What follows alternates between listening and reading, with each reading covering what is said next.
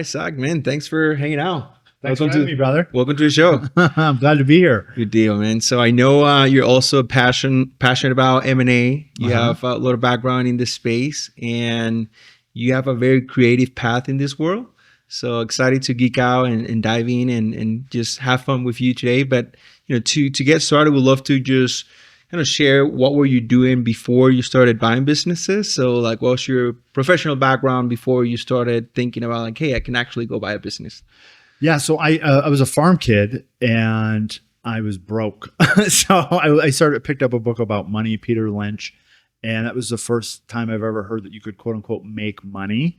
And so I was in high school. I didn't know what to do. So I went to college, went to school for finance, worked for a real estate investor in Chicago, and then down at the Chicago Board of Trade. So I was a broker for about a year, and then I got a job working for a valuation consultant. I wanted to work for like private equity, hedge funds, buying and selling businesses, but I didn't have the pedigree. I didn't have the relationships. I really didn't have anything that you need to get in those circles. And so I was just using brute force and knocking on doors. I sent out 3,500 resumes via fax just to try to get in front of people. And I finally got a job as a valuation consultant, and I started learning the math of doing deals, the actual hard math of 2 + 2 = 4, and then the qualitative math of how do you quantify goodwill. How do you quantify these things that are unquantifiable? And so ended up getting a job working for one of the best companies in the world, Willamette Management. We did economic damages, a lot of M&As. I was the quant guy on that. And so I knew the numbers, I knew the projections, I knew how to do the financials of it. What I didn't know was the hustle, like pick up a phone and call people. Yes. And so I was, I had all the finance knowledge, but I didn't have the practical sales and marketing skills to really understand how to make money. And so I quit that job and I went and I bought a business. I was telling you in the green room, I bought a pool company, and I figured out sales and marketing. Wow, like that's a huge part of it. And you were 20 something, 28, 29-ish. Okay, and just figured it out with a partner of mine. He was in his 60s. He'd bought and sold businesses. And so I knew how to do it, but I never did it myself. I helped other people do it every day.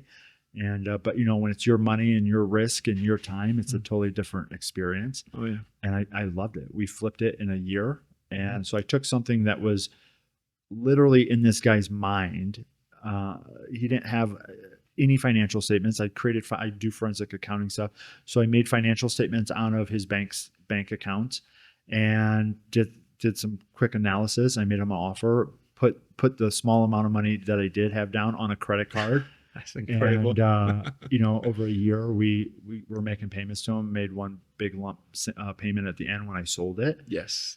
And so I took everything and I put systems, processes, and structure so I could run the company from anywhere, because that was my goal. Is obviously we're in Colombia now. I wanted to be traveling the world doing what I do. And that was the first time I was like, this is simple. Yes. After you get through it, right. It's war as you're going through it. Right. And so that just opened up my eyes, like, oh, I can do this, and gave me the confidence. So before you got the first deal, you got that first experience, what was the title that you had? I know there's like a valuation consultant. Yeah, but there's another thing. There's a specific term that you share that is super. Oh, so I value illiquid, non-marketable private assets. Yes. And so I valued humans. I have valued software. So I valued all the software for all the major railroads. Oh my God. For personal property taxes, because it's an intangible asset. So you get to deduct it for tax purposes. I valued hybrid debts. I valued credit unions, their loans, their deposits, very abstract stuff that it's hard to put a number on. And I loved it because I learned that it's more of an art than a science. Interesting. And there's a TV show, I do not know the name, but I'll find it. I'll put it in the show notes. It's this guy that needs to do valuation on the life of people that pass away in a tragedy. Okay. I think it was, You know what I'm talking about? No, never heard about it. It was like I didn't know the TV show, but we used to do stuff like that. So when you sue somebody, you have to quantify the damage. So I would quantify the damage. We'd have there was this one case where we were going against like Morgan Stanley, and it was a comp plan damage because they were saying they didn't pay them out correctly. So I had to go in there and understand all these complex compensation plans for a big investment firm, options, investing periods, and rates of return, all this stuff, and project it out for 5 or 10 years on a monthly basis. And then bring it back to today's present value and say, here's the actual damage. That's crazy. Yeah, I think this one was even more drastic than that. It was about like a lot of people pass away, and then they have to value, kind of literally put what that person's life worth. Exactly. Yeah. For their families. Right. And it was drastic on seeing how he have to go through and explain that what's to their people. Earning capacity? What's the risk of the earning capacity? Yeah. Yeah, it's incredible. So, right. So you got exposed to a world that you say, all right, that's fascinating. You love that, but maybe you didn't like the lifestyle. You pursue that, took the risk, bought a business, and then what? And then sold it, and it was sort of like, it's easy to look backwards and go, oh, that was easy. Yes, backwards, of course. So I started a community. I realized the importance of community. So I started a real estate investing community in Phoenix, Arizona. Grew that to like 1,000+ people. I was doing a lot of real estate then. So and starting businesses more. And then what I saw was a lot of people we always had a problem with accountants and CPAs and finance, and most people don't understand finance. And I'm a wizard at it because I have to build financial models, and so I was forced to learn it. And so I started offering accounting services to fill the void of my community, and that just started going. And then it was like, oh, these people, I can do the same thing in business that I was doing in real estate for, the no money down stuff. And again, it.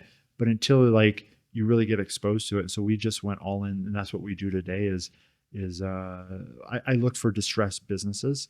I look for distressed situations. I spent 15 years in real estate, and the quote unquote best deals there are where the problems are. Yes. And so I look for problems today, and I solve those problems. And then we bring in, I have a business model I've created. It's called FOSSM, Finance, Operations, Sales, and Marketing. And my logic was, as I'm going in and buying these companies and we're going in and consulting or whatever, is how can I train other people to do it? And you can't train them unless you got a framework. So I had to ask myself, okay, what is the same about all businesses? Whether you're in the Amazon and there's a lady selling mangoes, or you're on Wall Street, and all of them have those 4 components: finance, operations, sales, and marketing. And so I've created a framework that breaks that down so I can train my team. Say, step 1, we come in and we get their finances in order, right? And then we go to operations, then we go to sales, and then we go to marketing. And that's what I have a team for each one of those internally, and we integrate those teams. And we sort of I call it the A team. We get dropped in, and it's a mess because that's why we got the deal. And then we systematize it. We put process, we put structure in, and then we put managers in.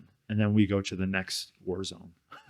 Yes. Yeah. So with you being able to provide services and being able to plug in your team, you learn a lot of it doing it. You design the plan, you design this framework and whatnot. But I'm pretty sure like those 12, 15 years in real estate was really kind of the foundational for you to know, like, oh, deal making. You can make a deal. It's like you can make it out of anything. And so I think a lot of people I talk to, they're like, you need money to make money. And I'm like, no, you don't. So I think that again, I have a framework for everything. In order to make money, you need a problem, you need a solution, you need another person, and you need an agreement for exchange of value. That's all you need, right? So you don't need money, you don't need anything. So, and I learned that so creatively in the world of real estate. Yes. And so we were buying real estate with none of our own money, none of our credit, the whole, the story. Cause I got into real estate because I didn't have a lot of money. And, that first business, I bought it on a credit card, literally. And so I was trying to get money for these other businesses, and I still was new to that world. I didn't have any confidence to talk to people. And so I went into real estate because I heard you can do it with no money, no credit. Got really good at it there. And I used that same framework, the same critical thinking skills of, what is it that they need and how can I get it to them outside of money, right? And just use that same framework in the world of business. Yes. And when it comes to really like choosing the vertical or the industry, like you did real estate, and obviously it got you really deep into all these different models, into investing, you learn all these things, but now you say, now I'm going to go to small businesses.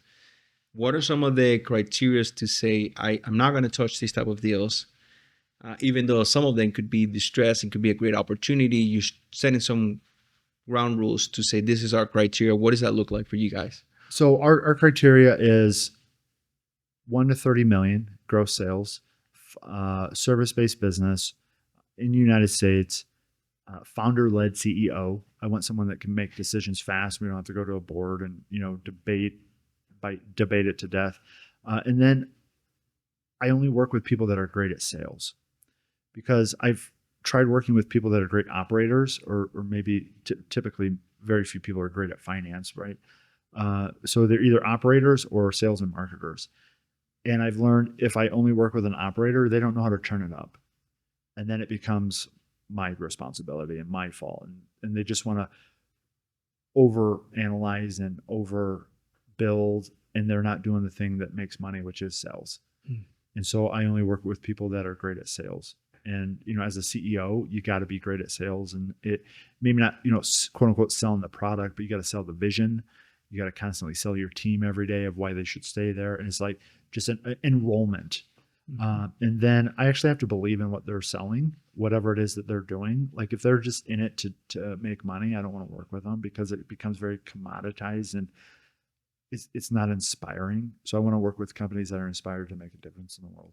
Yes, I know that's huge. And the times that I heard you talk about that, I think even last time I kind of challenged you, like, why are you wanting to give back? Why are you wanting to help? And like, I love the fact that there's some clarity, like you want to have the fuel and the emotional component to say, like, the more good that we do for our clients, the more funds and success that we have, the more good that we can do for kids, schools, different causes. But can you unpack a little bit of your mindset and how that kind of gave you a little bit of like not maybe a little bit, but like a huge shift on your... Yeah. So I obviously got started because I wanted to deal with my own problem of lack of money. Right. And so I was very focused to help my mom retire, to help make sure I had a good life, make sure my wife had a good life. And since the age of 16, I wanted 3 things: travel the world, help people, and make money. And I was sitting on a beach in Dominican Republic, and I had all of them. And I was depressed. I was like, what's the point? It's like I won the game. And my coach ended up asking me, or she, we talked about it. She's like, oh, you quit asking what's next. And I'm like, well, what is something I can never accomplish, but always play? And it's my purpose to empower people to live an amazing life in all aspects of their life. And what we've done today is we're really committed to, I love children, right? We don't have any kids of our own, but I just see literally the future, right? And I see a lot of things that kids deal with today, especially traveling the world. And the one thing that I saw that separates the richest people in the world from the poorest people in the world is education. Wow. So that's the name of my company, Learn and Grow Rich. It's like, so I want to educate people. Specifically, I am so deep in the money conversation that I see everything through the eyes of finance. Because finance for me is just an exchange of value. It doesn't always have to be monetary value. We're exchanging time right now. We're exchanging knowledge right now. And so I look at it like that, and I'm like, well, if we can teach people how to make money in businesses, then we don't need charity, right? Because we're actually teaching them how to fish as opposed to giving them the fish. But some people need to fish, right? I mean, some people need to fish, along the way, and so along the fishing classes, along the fishing class, right? Because if you're hungry and you're cold and you can't focus on the lesson, you can't. They're not going to let anything in. And so what we do a lot today is we work with children. We have organizations all over the world that we support financially. And my idea is I want to make money, but I look at it how much we give a percentage of what we make away to what we call charities. And so it's like, okay, if I focus my attention on that, it's way funner to wake up to. Let's go help the kids today. Let's go make a bunch of money to help the kids. And obviously I get to keep the remainder of it. Yes. But if my focus is on my piece of it, it becomes stale. It becomes uninspired. It becomes boring. Mm-hmm. So I focus on that piece that I give away. No, I think that was very inspiring. That's what I was challenged with it, because it's like, I know I want to do that. I haven't really implemented in my business. And, my wife and I just last year got engaged in like volunteering and giving back and everything. But I struggle with it because it's like, well, I felt like at some point I was just so inspired, but I started doing some of those works, and then my ego got in the way. It's like, oh, I'm being good, and then I started questioning. But I feel like now it's more clear than ever. Like, yes, the ego is gonna feel good about doing good for sure, right, and the team members as well are gonna feel good about that, and everything sounds great. But truly comes down to the truth. Like, are we truly caring about these people? Right. And if the answer is yes, then all good. Right. Like, so everyone on my team has a cause that they're inspired by. So I take everyone on my internal team through the same process I take my clients through. It's like, where are you? Where do you want to go? And then we back into a plan to get there, and then we implement forward. Yes. So the other thing I've learned is when I work with these business owners, either be it as a consultant on the finance side or as a CEO in one of my businesses, it's like, where are we going? Mm-hmm. Like, why are we doing all of this? Because I've learned if we don't set that pace and draw the line, they always want more. Correct. More. We're on track. So I had to draw the line and say, no, we're actually on track, or we're ahead of schedule, or whatever it is. Go take the weekend off and relax, right? As opposed to the internal drive that makes us all who we are is, let's go. And it's like, you're never going to be satisfied. Yeah, I think that's another thing that I admire about you when you share your story in one of the conferences that we went together last year. Is like, I think you're into motorbikes and kind of going and exploring all these different places, and with your wife, and she's also she's phenomenal. Obviously, she's Puerto Rican, and she's like the life of the party and like amazing. But I love the fact that like you guys are super open to adventure in the middle of it. It's not like when you get to a destination, like you're going through all these trips, and you've been through all kind of different places. Right. So what is that balance between like the day to day, making all these spreadsheets happen, and then going on the bike? And I had, right as COVID started, I said, I had this vision of, I'm going to work really hard, save up a lot of money, and then I'm just going to sort of enjoy my life. And my coach was like, why can't you do it now? Like, why can't you do both? And I realized anything I said was an excuse, right? Sort of that self-awareness, like, well, and so I just started looking, and COVID just happened. I was like in my apartment, locked in Phoenix, Arizona for like 6 months. And I had this idea, like epiphany. I was like, we don't have to be here anymore. We used to run in-person events, masterminds every week for 5+ years. So I sort of tied myself to the physical location, but I always I'm a free spirit to travel. So we went to Hawaii for 4 months. I was like, the internet's in Hawaii. It's such a mindset shift, right? And then every place else was shut down. So we came back to Phoenix. Columbia was the only place open. So we came down to Columbia, and my wife was hesitant because I was like, let's travel the world out of a backpack. And she's like, well, and then she got down here. She's like, let's not go home. So we've been on the road for 5+ years. Wow. And what I've learned is I love to work. I don't see, work-life balance. I don't have that. It's just my life. Yes. And I'm so committed to my work. What most people call it work is it's my life. I'm riding a motorcycle. I'm solving a problem. I'm wherever I'm at, I'm constantly working on my life. And that means also being fulfilled, because every coach that I've ever had they always said I need to work less. And today I can actually see today is the slowest my life has ever been from a pace. Like, I've been in Colombia for 18 months. I've gone to America once or twice for some speaking engagement type stuff. But I just hang out on the weekends. I try to ride my motorcycle, go out to dinner Go with to my the wife. pueblos. Like this weekend, I did nothing but hang out with my dog, and it's so relaxing. I value not doing anything today. And the funny thing is as I shift more into that mindset and that experience, I make way more money. And I think it's because I can see farther into the future because I actually have the time to think and create. And who do I spend my time with? What conversations do I have? And so instead of being busy all day, I may have one nice dinner, two nice dinners, three nice dinners. I have, I think, 3 or 4 dinners this week with very intentional people that could move the big ball forward. And so we're making more money than we've ever made. Yes, relationships, great.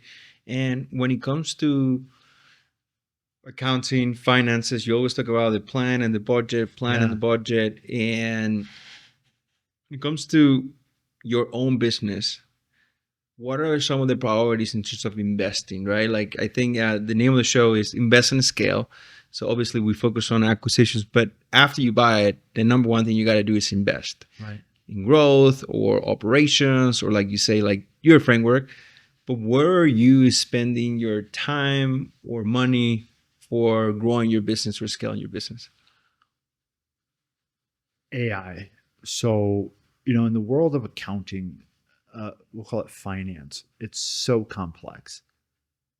And to understand a decision, every decision we make has an impact on your income statement, cash flow, balance sheet.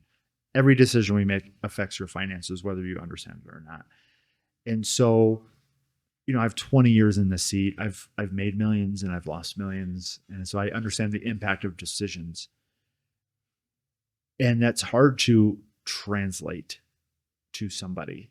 I mean, I could sit here and tell people all day how hard this is going to be, and it doesn't really translate. And so one of the things that we're really focusing on is helping people see that path, like financial reporting, helping them do plans, industry reports. Hey, here's your business.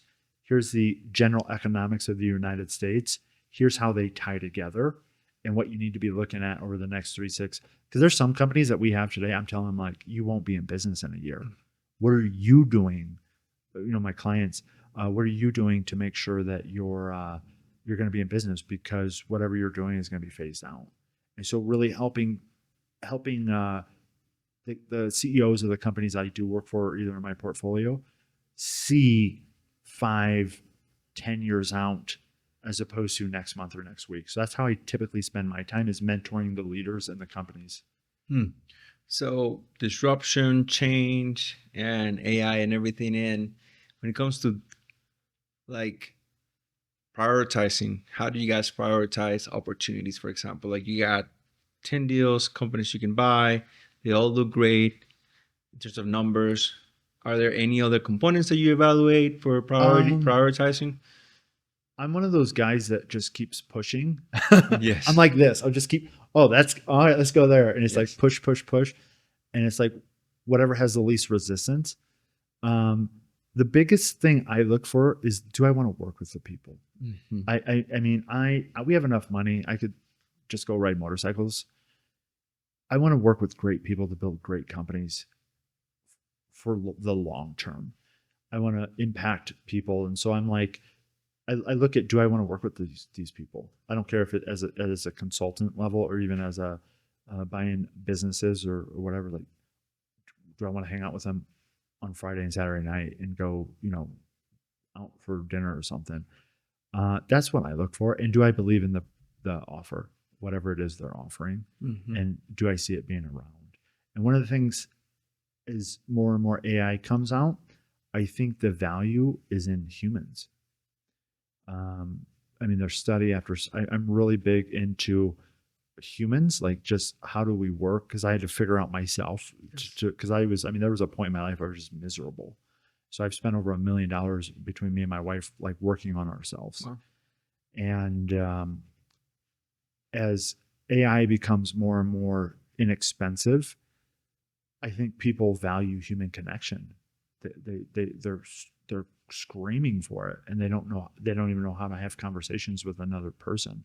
And so one of the things I'm really want to focus on over the next couple of years is retreats, like healing retreats, emotional healing, trauma retreats, and just centers, like dealing with bringing people to peace of mind. Because, you can create a product, you can create a system, you can create a software. But I think ultimately, if you ask, why do people buy that? Why do people buy anything? It's always to be happy. It's always to have peace of mind. It's always for an emotional state. That's what people want. So if I can just get them there through, nutrition and mindfulness and holistic health and, exercise and all this stuff that I had to go through, creating purpose in your life, finding something to commit yourself to, they're going to get that emotional state that they want. And it's I think that's the greatest gift we could give people is to give them peace of mind. Yes. Yeah, no, it's great that you say that, because with finances, I was talking to another friend, Danny, with attachment and how to develop the relationship with, things and money and status and assets and all of these things that we like to see. And you see the balance sheet and P&Ls and everything. It's very hard to, like you said, we want to do more of it, and we want to have bigger impact and bigger bank accounts. And like, I like the fact that you're teaching your clients or mentoring your clients to not do that. And I think the ultimate question, what I ask this guest in the show, is like, how do we, and that was more for a question for me as well, selfishly, is like, how do we detach ourselves from that? Detach yourself from what? Detach ourselves from the output, from the identity, from the ego built up thing, and this thing that is just an illusion of like, oh, this is our empire, this is our portfolio, this is our investment thing. It's ultimately really just people and relationships, like you said. Everything else comes and go and they evaporate, but it's more like philosophical question about attachment. So I had to answer that. Like, in the questions, when is enough? Is sort of is that a line? Yeah. And so I had to answer that for myself. And here's how I do it. I have a process, I have a framework, and I do it with my clients. I ask them, what do you want? Dream life. And so I call it your dream day and your adventure list. Mm-hmm. And it's like, what does your dream day look like? And so my dream day is I wake up, I meditate. Like, if I could do this every day, wake up, meditate, have breakfast, play with my dog, go exercise or whatever. Then I go work because I love to work. And then I'll, hang out with, go have a late lunch or something. And I just really laid out my day. What does it look like? And then how much does that cost? And for my dream day cost me $20. And so that's what I do every day. And then it's like, what's your adventure list? What are the things you want to do on a weekly basis, monthly, quarterly, the once a lifetime type stuff. And so mine is riding motorcycles, traveling, hanging out with tribes, going to dinner with my wife, hanging out with friends, like this sort of and that's about $2,500 a month. And so I put numbers to it. My dream life, like actual quantified, is like 12 grand, 10 to 12 grand, depending on how you look at it. So then you look at that and you go, how much am I making? And then you go, oh, I'm there already. And it puts a totally different perspective in life. Mm-hmm. So I had created this for myself to answer the question, when is enough enough? And I realized I was already there. And I was just like, I can slow down. And that's when I started, just having this totally different outlook on life. Like, I've won the game. Mm-hmm. And I'm not stopping playing the game. I just don't have that anxiety about the game anymore because I won it. Mm-hmm. And now I play for fun. And I make way more money because I can do way more deals because I'm not worried about any of it at all. And so what I take my clients through is that same process. It's like, I don't care who it is. It's like, I do it with my team members too. Each of my team members have a number. And then I go, oh, you have to do this inside of my company to hit your number. And they have a path. It's very focused. And that's how we, help people from just never stopping is actually putting a number to it. Yes. Yeah. And most people can't. Most people can't do it. I mean, most people have never done the thinking. I've asked people that question, what do you want? And they cry. Right. Because they don't think So about let it. me, and we'll get back to the acquisition, but I think this is pretty cool that we're there since you're the finance guy and everything, and you have this formula and this everything. So one of the things that I struggle a lot with, it was creating this, basically this box of freedom. So freedom, financial freedom looks like this. If I have my checklist of what I want to do and how I want my day, and I check the box, then I'm free. So that was the prison, because everything else outside of that was not freedom, right? And I think for some people, like in the FIRE community, financial early retirement community, like, oh, once you get $1 million or $3 million, and you get that in the stock market, and that generates the output, you don't have to work anymore. Now you have the freedom. So I got very philosophical, and I'm bringing this to you because I know you can unpack it. And that's where I think the attachment is, because then almost like this whole asset or this investment become a god for me, and driving everything and anything. Almost to all the people that I talk about that, it's like that is the only thing that matters, because otherwise I'm not, quote unquote, like you say, happy or stable. And what happened when the market is down like it is right now? It's going crazy, sideways, whatever. And that kind of really made me shift my mind around, like, what is the ultimate asset? So far, my opinion is like, I am the ultimate asset that God gave me, right? Like we are, and you are the ultimate asset, and your wife. And so just want to hear your perspective about that, since you've seen, probably like you say, you make a lot of money, you lost a lot of money, you've seen big assets and they get wiped out. So how do you reconcile some of that mindset where it's like that can be taken away at any point? And I think what you have developed, which is beautiful, is the frameworks. It's the learning. Like you almost feel I can do it again. I'm my most valuable thing in my life is my peace of mind. Because like throw whatever, I will destroy whatever. I will get through whatever you put in front of me. And like I said, I've spent $1 million on myself, like real money. And then obviously 20 plus years of time. And, you know, if we want to talk like real assets, like I invest in what I know. I know real estate and I know private businesses. And what I see people do is specifically when I hear people, they say, I want to buy a business. I go, what is your skill set? And so what I see people, for example, would use accounting just because I'm in it, is you have an accountant that hates their job or whatever, and then they want to go buy a restaurant. I was like, do you know anything about food? Do you know anything? Well, no, but I'm going to buy a business. And I'm like, why don't you start an accounting business? And so are you familiar with the cash flow quadrant? Yeah. So I have this framework that I help people in. So you have W-2, self-employed, business, and then investor. And I say a job is to develop yourself in a skill set. Right? So a job is to develop yourself in a skill set. Self-employed is to learn how to sell that skill set. A business is the systemization of selling the skill set. So if you're an accountant and you're working for someone else, you're learning the skill set of accounting. Now you move to self-employed, you're learning how to sell your accounting skills. And then you move to business, you're learning how to systematically sell and deliver that process. And what I see people do, instead of taking that same skill set and taking it through that process, is they'll go, I want to go sell ice cream. I was like, you don't even know how to make ice cream. And the biggest thing I see, and people are so disconnected from this, is there's only one way to make money.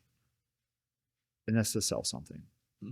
I have this framework. I like it. It's like I show income statement, cash flow, and balance sheet. And I go, where's the money come from? Like, where's gross income come from? And they're like, sales. And I go, yeah, what's your relationship to sales? They're like, I hate it. I'm like, oh, you're screwed. Like I used to hate sales at one time. And then I was just like, how come I'm not making money? It's because I didn't know how to sell. I had a negative relationship to sales. And then there's 3 ways to make more money: sell more, spend less, and pay less in taxes. And so if you can see these levers that people need to move, it wakes people up. Because I think in the industry of acquisitions, mergers and acquisitions, and depending on what level you're at, I'm specifically talking to the new people that think they want to do this, is they have no idea they have no idea the battle that they're in for. Mm-hmm. And so I try to like wake people up to this, is like, it's the hardest thing I've ever done, is buying and selling businesses and running businesses, right? It's one thing to buy, it's one thing to sell, but like actually running a successful business that you can remove yourself from the day-to-day operations and it still produces income. I've spent 20 years. We figured it out eventually, but the only reason I figured it out is because I had 2 panic attacks in like 3 months, and it was either die, like figure it out, or quit. And so I figured it out. And it was, what I've learned is people won't make the hard decisions. Like I've had to fire some really great people that were close to me. I've had to stop offering things that I did for 15 years. Those hard decisions that in your gut is the right thing, and they won't do it. And to sort of circle all of that back to to your philosophical questions, I think people lack emotional intelligence. Mm-hmm. Right? They know how to do the softwares. They know how to do the 1s + 1s, the connections, the Zapiers or whatever, but they lack emotional capacity to resolve conflict, to inspire people, to deal with bullshit that is going to, right? It doesn't get harder. It doesn't get easier. People ask me this. I'm like, it gets incrementally harder as you go up, but you have to be incrementally better. Yes. And so I spend most of my time in the emotional, dealing with my emotions, not reacting to people, listening for what's really the problem. And then I get then you can sort it out. You give the people the path, and then they go operate. Mm-hmm. But in order to like really, I think, to scale a business or to get to those real high levels, it's all emotions, yourself and the people around you. Yeah, 1,000%. And I think the past few episodes, we started digging more into like this type of conversations, because if you think about the process of buying a business, it's pretty simple. It's not easy. It's mechanical. It's like blood, like you say, it's a formula. But then the emotional things is what I'm being unpacking. And what I do the podcast is like, there's so much more after you close a deal. Oh. And all the roller coaster that typically running a business, like if you started a business, you run it, you have that. But now that you bought one, it's like this flood of things and coming at you from all of the places, have that resilience and that maturity to deal with those things and the losses, because you're going to lose things. You're going to lose employees. You're going to lose clients. You're going to lose. That's where I go back to the attachment. Like you go buy a $5 million business and you put a loan for 10 years. Like most of the people in the show, it's been SBA loans, personal guarantees. Like you don't want to lose that. Right. You don't want to give it away in any way. Like you want to protect it, maintain it.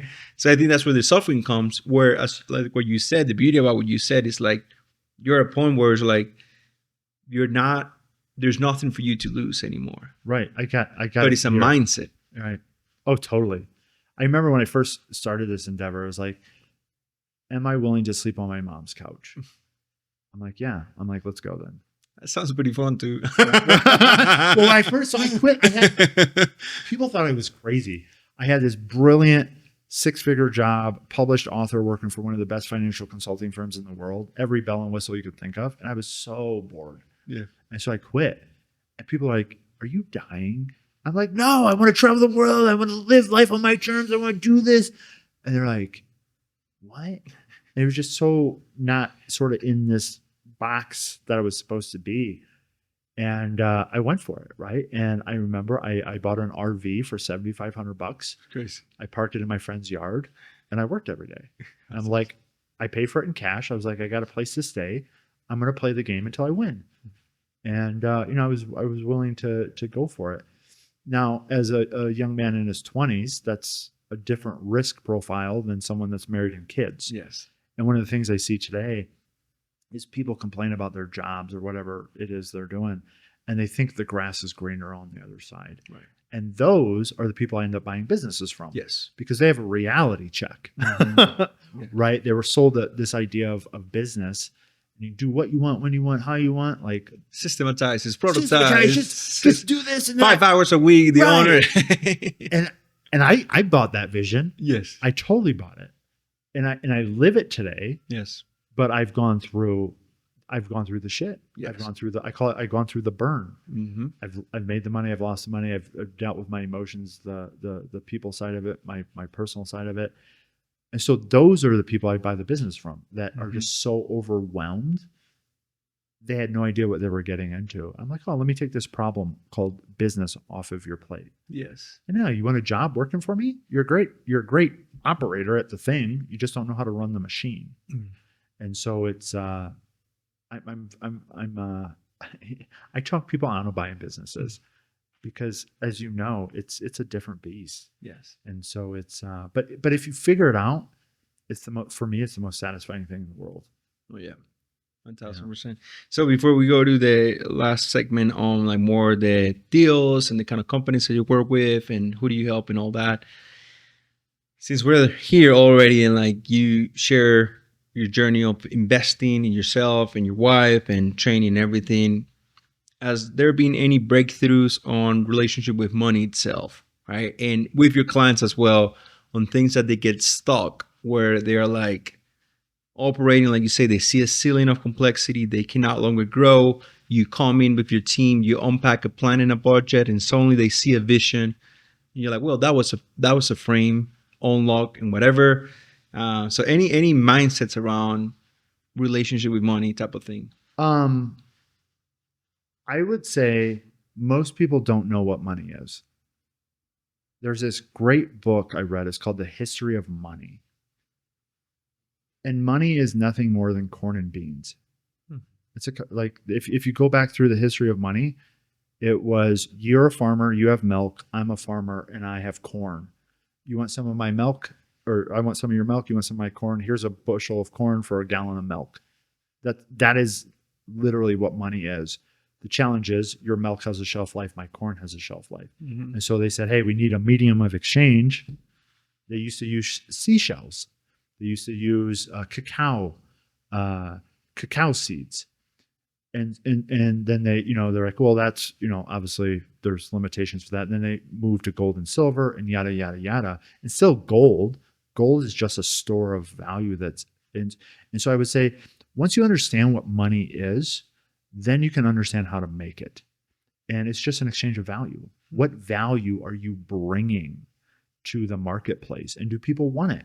A $500,000 Lamborghini that I drove in Dubai, $500,000 in the middle of a rainforest with no gas station, no roads, it's worthless.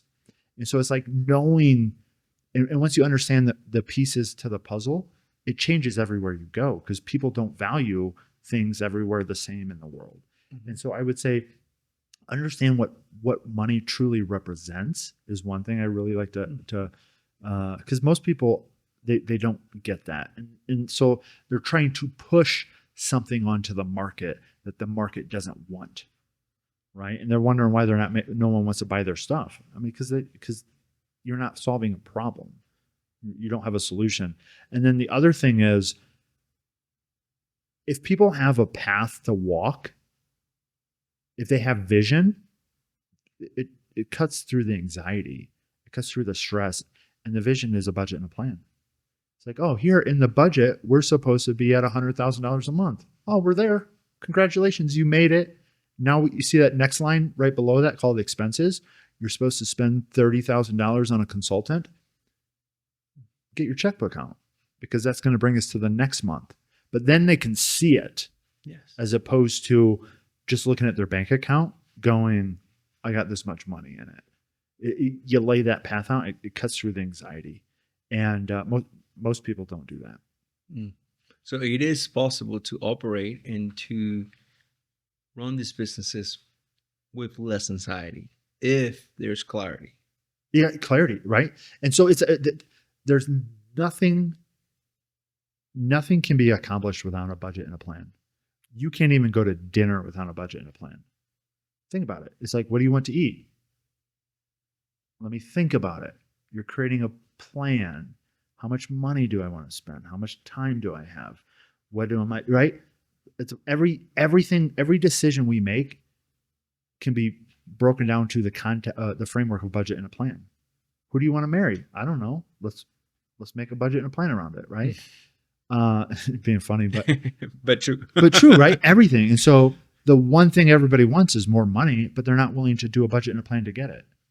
Mhm. So if you just do the critical thinking and put it on paper, then you have clarity, and then you have vision. Then you're like, oh, I know where I'm going, and I'm on my way. I'm literally on my way, and then it becomes enjoyable because you're not trying to get it tomorrow.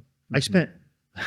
It's funny. I say tomorrow's coming for the last 20 years, like it just tomorrow, right?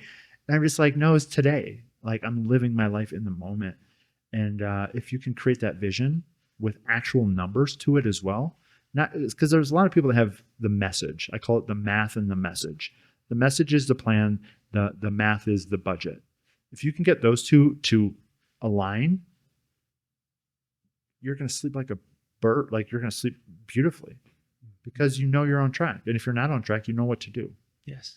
So when you were talking about value, and I wrote down like immediately valuation. So you're the valuations guy. We're talking about evaluating people and whatnot.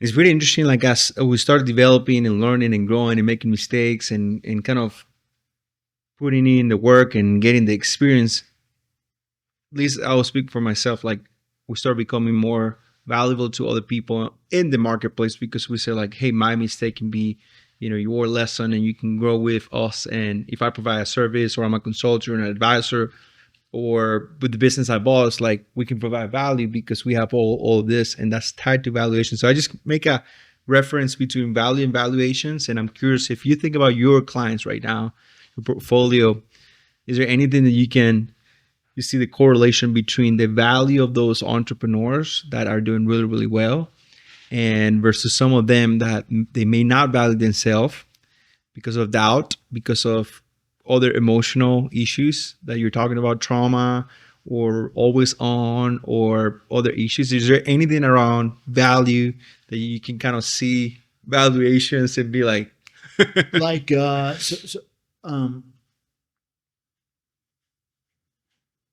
could tell a lot about a person's net worth by where they spend their money. So I do business finance. Obviously, we're doing the consulting on that, but I also every client I work with, I also do their personal finances because I first started off helping people with just their business, getting that tickety boo, but then their personal finances were a wreck, and so they're putting that stress on me, and I'm just like, ugh. So I'm just like, let me just do everything, and so you get to see where everyone spends their money. You get to see what they spend their money on. And, the people that are constantly winning, they're constantly reinvesting in themselves. They're exercising. They're going to groups like How I Met You. They take time off. They unplug. They make time for themselves. They make time for personal growth. They make times to be fulfilled in endeavors outside of the quote unquote business. And I've seen that myself. Like I used to just be all work. And today, I'm always thinking about work, but it's like I may be doing it on a motorcycle. I've learned more. So I got a dog like a month and a half ago. I've learned so much about humans by being able to train a dog, right?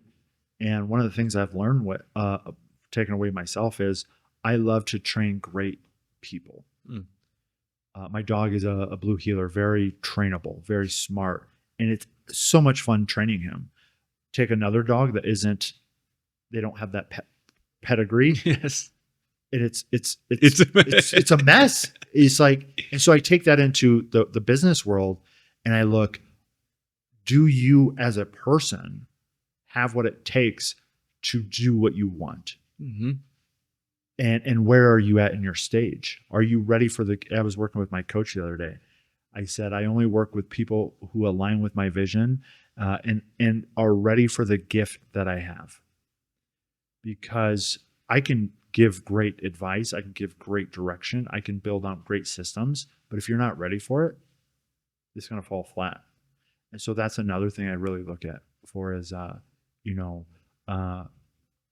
ready to receive the gift that I have? And And it's the people that are constantly reading, constantly spending, all the stuff that we hear about, but it's true because I literally get to see it in their finances. Yes, that is so powerful. And in my mind was going all over around like behavior, inputs and outputs when it comes to personal finances. And you talk about slow. And so I'm curious if you also seen anything around rush and people that are always rushing and hustle and like, I got to make it more, more, more, more. And then you go look at their personal finances, they're in debt and they're like, is that a direct correlation?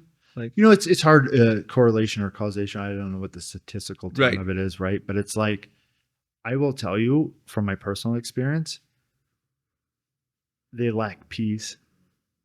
If you're always hustling like that, I talk to these people because as the finance guy, we have real conversations about life and about money and about where they're at and the real problems, right? And I can tell you they're not at peace, right? And so they're in that hustle mode because they think that's the way. And I used to be there and I didn't have peace. Today, there's this great book, Think Slow to Move Fast or whatever. It's Malcolm Gladwell. Yes, I might have the title mess up a little bit, but it's about thinking slow and about going for a walk and just being with your thoughts. And again, it's like running as fast as you can, looking at your feet, or walking, looking as far as you can see, right? And so, I used to run as fast as I could, looking at my feet, and you just run into shit. You run into people, and you get stuff all over you. That's the problems that people. So then they think they have to run even faster because now they got this problem. No, it's just look up. Look 3 months out. Look 6 months out. Look 12 months out, and understand the impact of your decision today and how it's going to affect you 12 months from now. And again, it's just vision. Vision. Beautiful. So as we start to wrap up, are there any core pieces of advice that you want to share with people that are wanting to buy a business, invest in small businesses? I would say people on two different sides. If you want to buy a business and you've never bought a business, reconsider it. Yes. And develop yourself in a skill. I love this framework. W2 is develop yourself in a skill set. Learn how to sell that skill set. Systemize the selling of the skill set. Bring it up as opposed to, and then once you start understanding the mechanics of a business, then you can go to do different stuff that you don't know because you understand the mechanism. I call it the mechanics of money. Which lever to pull to make whatever do that. So that would be the people that want to buy a business. Go be an understudy. I worked for free for 2 years under people because I just wanted to understand the mechanics of what do I do. And then for the people with a business, budgets and plans. You're not going to get anywhere without it because it's the only way you're going to remove yourself from the business. So this is how I remove myself from my businesses. I create a budget, I create a plan, and I give it to an operator. I go fulfill on the mission. If you need any help, I'm over here. And then I get out of their way. And so, there's a lot of people that they get stuck in the day-to-day grind of it. It's because their team can't see what they see. And this was my biggest problem. I had all this stuff in my head and I couldn't communicate it. So I took a class called Genius in 21 Days. He's like, oh, you're a visionary, global visionary. So I see, it's how my brain works. Yes. I see videos and things in my head, but then I speak linearly and you don't see what I see. And then you don't understand me. And then I get pissed off and I go do it myself. So he's like, Zach, just draw photos and explain the photo. And so if you look at all my work with my team, I'm drawing squares and circles and rectangles with arrows. And then I go make this, go actually make it in a software or a system. And then they have vision. So as if you're a business owner, you need to replicate your vision in your team so that they know what to do. And I think that's one of the biggest things I see it's lacking is people are just sitting around ready for leadership. They want to become better. They want to learn more. But the CEO of the business is looking at their feet, run as fast as they can, and they're not giving their team vision. Wonderful. Man, I appreciate you been sharing a lot of good stuff and great journey. And I think just the last section of the podcast is where are you going? Where do you want to be? Like if we do session 2 a year from now, Yeah. is it more adventures, slowing down, or like what is the next season? Even in business as well, like what is the next 3 to 5 years for you? Giving back. Yes. Like, so we're working with, I have some organizations that 20%, my goal is to give 20% of whatever I make by the end of this year to the organizations that I'm inspired by. I want to buy a football team. Oh, wow. Like a soccer team. Yes. I want to sponsor a race team because I love motorcycles. Like, and you know, the things I love, the things I'm inspired about. I want to have a farm. That's my ultimate goal, is to have these communities around the world where people can go and just get connected with themselves again, and health and wellness. And it's you know, that's where I want to go hang out on the farm as well. Let's go. Well, maybe we do the next podcast over there. On the farm, yeah. Let's go. Totally, man. Appreciate it, Zach. Thank you so much for hanging out, man. And congrats on your success. And thank you for your inspiration. Thanks for having me, brother. Appreciate you, man.